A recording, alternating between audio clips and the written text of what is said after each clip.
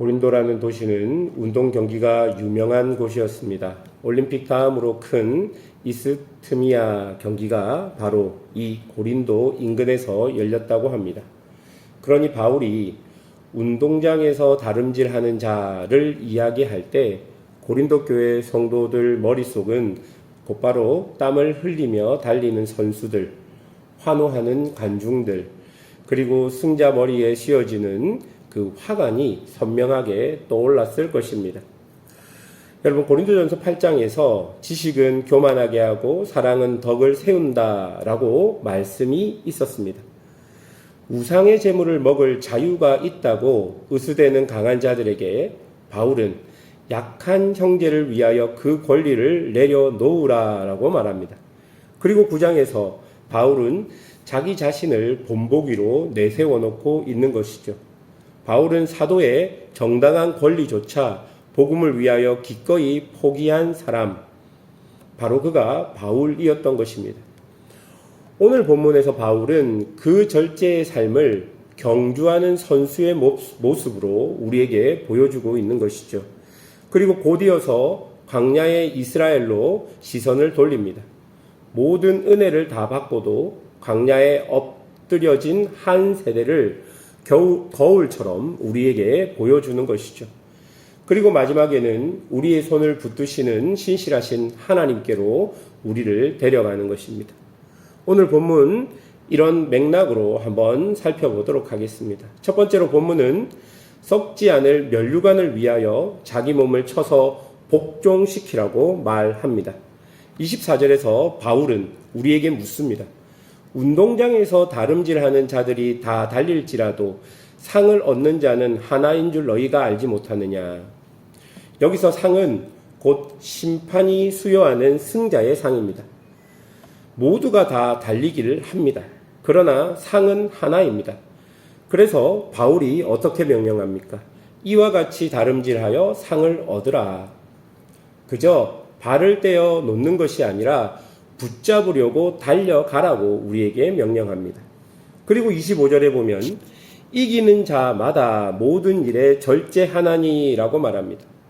여러분, 절제라는 이 단어는 자기 자신을 단단히 붙들어지는 힘을 이야기합니다. 그러니까 경기를 앞둔 선수는요, 먹는 것과 자는 것, 노는 것까지 스스로 통제합니다.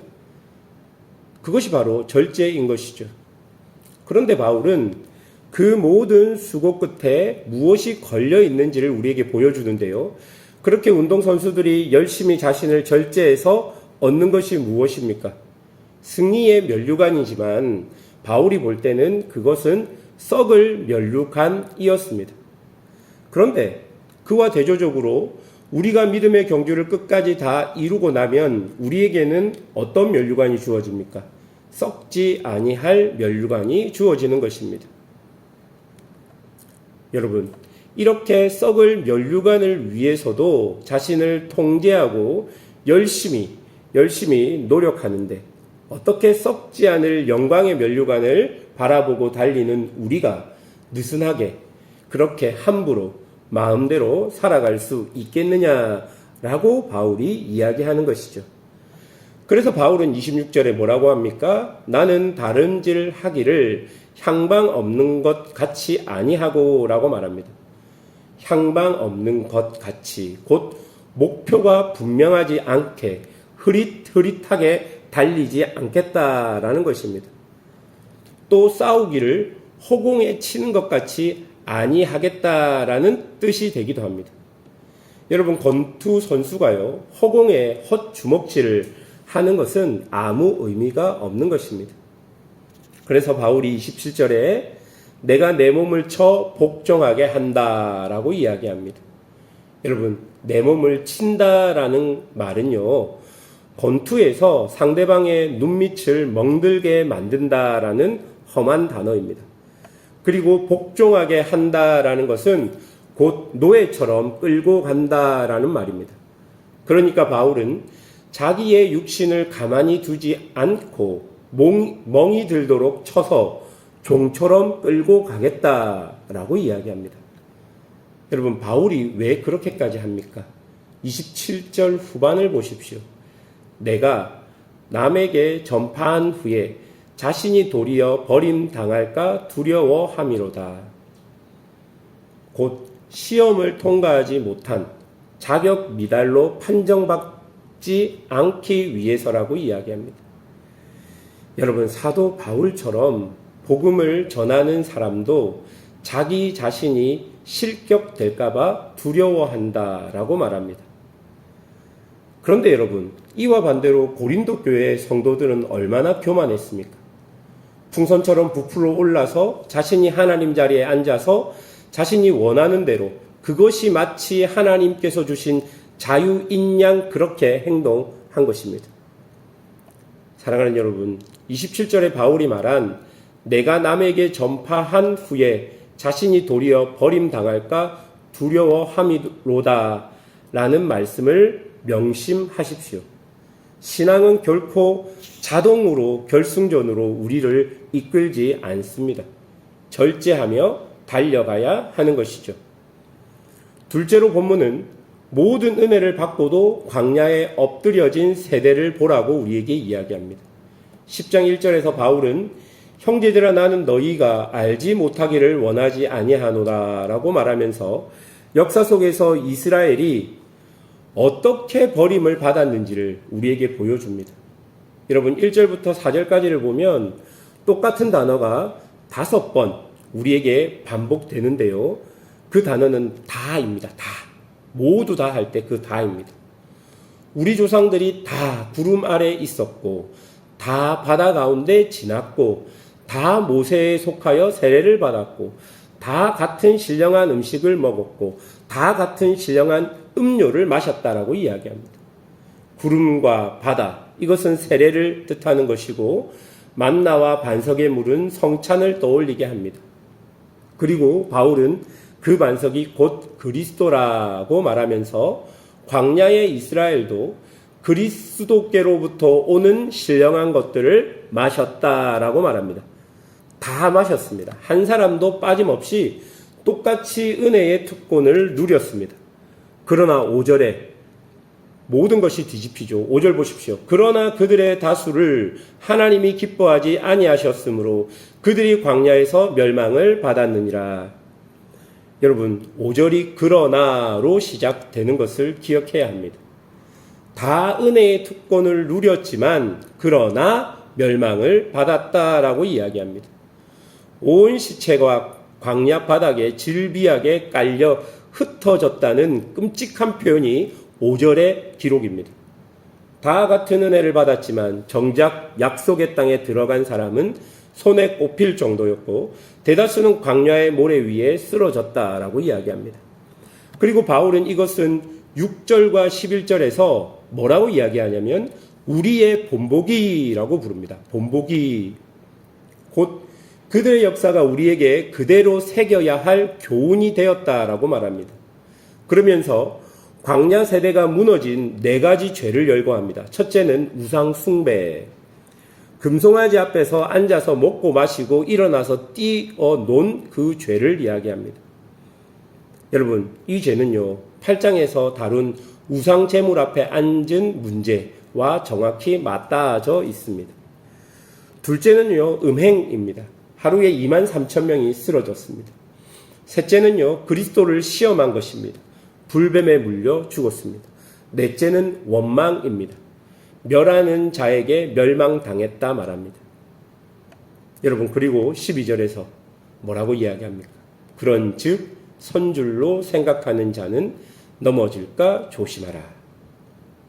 여러분, 여기서 서 있다고 생각하는 것이 교만이라는 단어와 비슷한 어원을 가집니다. 자기가 안전하다고 믿는 바로 그 자리가 가장 위험한 자리입니다. 세례를 받았다는 사실이, 성찬에 참여한다는 사실이, 교회를 다닌다는 사실이, 예배를 드린다는 사실이 우리를 교만하게 만들 수 있다는 것입니다. 광야의 세대가 구원받지 못했고 그들의 특권이 결코 그들의 구원의 보증서가 되지 않았다는 것을 기억해야 할 것입니다. 그리고 세 번째로 본문은 신실하신 하나님께서 피할 길을 내신다는 것을 우리에게 말해줍니다. 여러분, 두 번째 대지까지 설교를 들으면 우리는 두려움에 짓눌릴 줄도 모르겠습니다. 사도도 실격될까 두려워했고 그 많던 이스라엘도 광야에서 엎드려졌다면 나같이 연약한 사람은 도대체 어떻게 끝까지 서 있을 수 있는 자가 될 수 있을까라는 두려움이 우리에게 찾아옵니다. 그때쯤 본문 13절이 우리를 맞이합니다. 13절입니다. 사람이 감당할 시험 밖에는 너희가 당한 것이 없나니 오직 하나님이 미쁘사 너희가 감당하지 못할 시험 당함을 허락하지 아니하시고 시험 당할 즈음에 또한 피할 길을 내사 너희로 능히 감당하게 하시느니라. 여러분, 본문에서 시험은 시련이자 유혹을 뜻합니다. 또한 사람이 감당할이라는 것은 모든 사람에게 공통된 사람의 분량에 속한 것을 뜻합니다. 그러니까 여러분, 지금 우리가 겪고 있는 시험, 이 유혹은요, 결코 특별하거나 나에게만 다가오는 전무후무한 것이 아니라는 것입니다. 광야의 조상들도 그리고 믿음의 사람들도 다 똑같이 경험한 것입니다. 우리가 그렇기 때문에 여러분, 구약의 우리 선조들을 보십시오. 똑같은 시험이 주어졌는데 시험을 이긴 자들이 있고 또 시험에 넘어진 자들이 있는 것이죠. 그 가장 중요한 것이 무엇입니까? 왜 어떤 사람은 시험에 이겼고 어떤 사람은 시험에서 넘어집니까? 그 가장 중요한 핵심이 오늘 본문 13절 중간쯤에 보면 오직 하나님은 미쁘사라는 것입니다. 여러분, 미쁘다는 것은 신실하시다라는 말입니다. 하나님이 신실하셔서 우리가 시험을 감당하게 된다라는 것이죠. 여러분, 우리의 절제에는 한계가 있습니다. 우리의 결심은 자주 무너집니다. 우리가 아무리 결심해도 우리는 유혹에 넘어질 수밖에 없습니다. 그러나 우리를 부르신 하나님은 신실하셔서 결코 하나님은 무너지지 않습니다. 그 신실하신 하나님이 어떻게 나타납니까? 광야에 갇힌 듯한 자리에서도 하나님은 출구를 내셨습니다.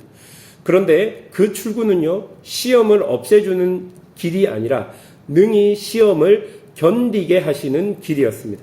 시험 한가운데서 시험과 함께 견딜 수 있는 힘과 빠져나갈 문을 동시에 하나님께서 마련해 두신 것입니다.